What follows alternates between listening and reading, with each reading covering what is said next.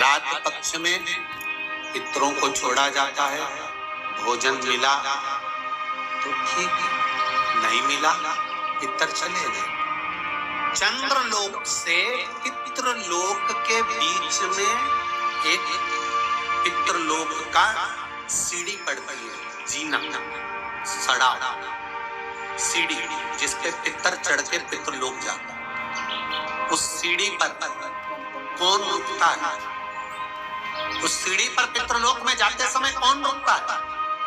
तर्पण शिव महापुराण की कथा कर रही है कि पंचमी का श्राद्ध था, पितर आए पर आपके यहाँ पर उनको भोजन नहीं मिला, वो पंचमी के दिन का श्राद्ध नहीं जीन पाए, चले गए।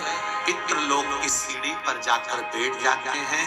अंदर जो पितर जाते हैं वो पितर जब अंदर जाते हैं, जाने के बाद बात करते करते जाते हैं कि हमारे बेटे ने हमको खीर खिलाई, हमको पूड़ी खिलाई, और उनके मुख से जो लाल टपकती है, तो जो पितर भूखे रह जाते हैं वो पूरा साल उनकी लाल को चाटते और बद्दुआ देते हैं कि हमारे बेटे 5 5 4 4 3 3 2 2 इतने बेटे और हमको भूखा छोड़ दिया। तो वो बद्दुआ देते हैं, जिसके कारण बस पितृ दोष होता है। और फिर ब्राह्मण देवता कहते हैं कि ये पितृ दोष हो गया। पितृ दोष क्यों? क्योंकि भूखे रहे। शंकर पर जल चढ़ाने से 3 दोष अपने आप समाप्त हो जाता है। पहला पितृदोष, दूसरा कालसर्प दोष और तीसरा वास्तु दोष। ये तीनों दोष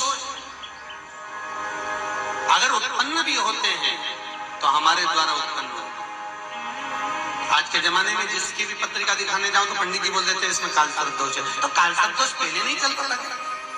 पहले कालसर्प दोष नहीं होता था क्या? होता था, पर पंडित जी ने अभी क्यों बताया कि कालसर्प दोष है? किसी की भी पत्रिका देखेंगे पंडित जी कहेंगे इसमें पितृ दोष है, इसमें कालसर्प दोष है और तुम्हारे घर में वास्तु दोष है। ये 3 दोष ब्राह्मण बता देंगे, पंडित बताए।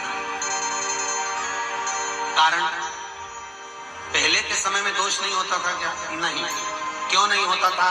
कि पहले के समय में घर के अंदर से रसोई घर में से 1 लोटा पानी भरकर रसोई घर से लेकर घर की बहू, बेटी, बेटा, पति, जो भी घर का व्यक्ति है 1 लोटा पानी ले जाकर, कलश ले जाकर घर के रसोई घर में से ले जाकर शंकर के शिवालय में, शंकर के शिवलिंग पर चढ़ाता था।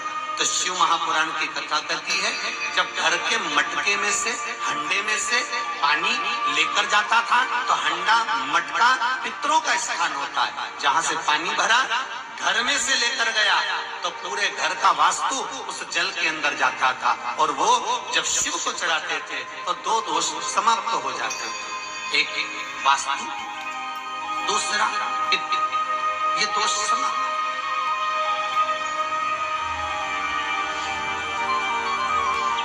तीसरा दोष कालसर्प दोष कहां से आया? तो शिव महापुराण की कथा कहती है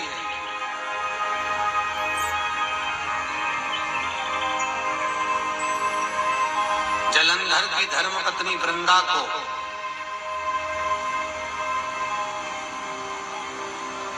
जब सात्वित्व भंग किया गया भगवान विष्णु के द्वारा, तब वृंदा तुलसी के क्यारे के रूप में प्रकट हुई। और वृंदा ने शंकर भगवान से कहा, भोलेनाथ, सारे देवताओं का चढ़ा हुआ जल मुझ पे चढ़ सकता है और मैं भी सारे देवताओं के लिए समर्पित रहूं, सारे देवताओं। पर भोलेनाथ, यदि आप पर चढ़ा हुआ जल मेरे तुलसी के क्यारे के अंदर आएगा तो उसको सर्प के डसे का दोष लग जाएगा, जिसको कालसर्प दोष कहा।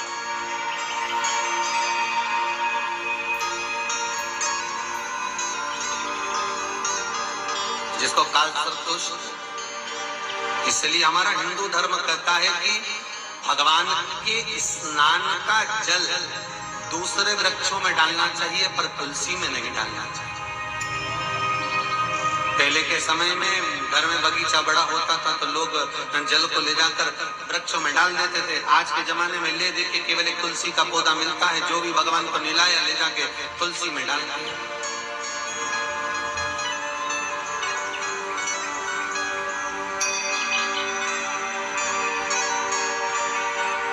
काल सर्प दोष लगता ही अनायास श्राद्ध पक्ष में आप कुछ भी ना कर पाए, कुछ भी ना कर सकते हो, तो एक पत्ते के ऊपर कोई सा भी पत्ता ले लो, चाहे पान का ले हो, कोई पीपल का ले हो, कोई भी पत्ते के ऊपर एक पुड़ी थोड़ा मीठा थोड़ा नमकीन रखकर अपनी कामना कर अपने पूर्वजों के लिए इन 3 वृक्ष के नीचे 16 श्राद्ध में किसी भी एक दिन आपको भोजन को रख कर जाएगा। अपनी कामना कर सुख का अनुभव होगा, पितरों को शांति मिलेगी।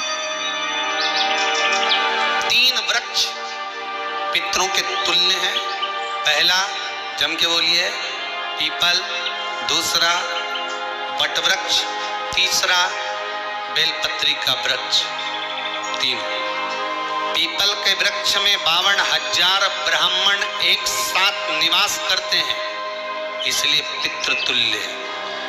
वट वृक्ष ब्रह्मा जी के मस्तक से बना, इसलिए पितृतुल्य है। और बेलपत्री का वृक्ष माता पार्वती जी के अश्रु से बना। जब आंसू गिरे थे माता जगत जननी जगदम्बा पार्वती के, उस समय पर पितृलोक में हलचल उत्पन्न हो गई थी। हमारी नातिन की आंख में आंसू कैसे आ गए? मैनावती की पुत्री है,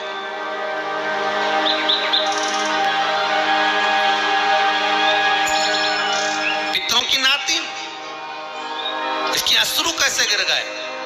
पार्वती जी ने कहा ये आंसू नहीं, मेरा पुण्य भाग प्रकट करती हूँ बेलपत्री के रूप में। तो पितरों ने वर दिया था कि ये बेलपत्री का वृक्ष हमारा आशीर्वाद है, इसके नीचे अगर कोई दीप लगाता है, शिव को स्पर्श कर चढ़ाता है, उसके पितरों की शांति होगी। हम स्वयं उसको आशीर्वाद देने के लिए पधारे।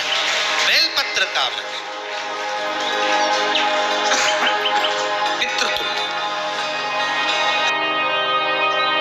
महाराज।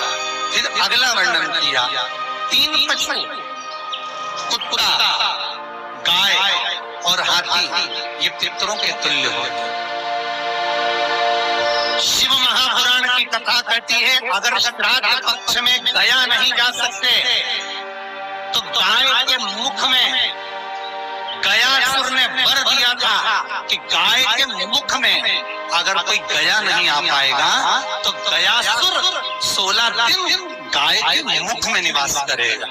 और गाय के मुख में श्राद्ध के समय पर अगर कोई रोटी देगा, श्राद्ध के समय पर जो भाग देगा उसको गया जी में पिंड करने का पुण्य फल प्राप्त होगा। ये गयासुर का व्रत गौ माता के लिए। तो गाय के मुख में 16 दिन तक गया क्षेत्र का पिंड का भाग प्राप्त हो। कुत्ता, गाय और हाथी।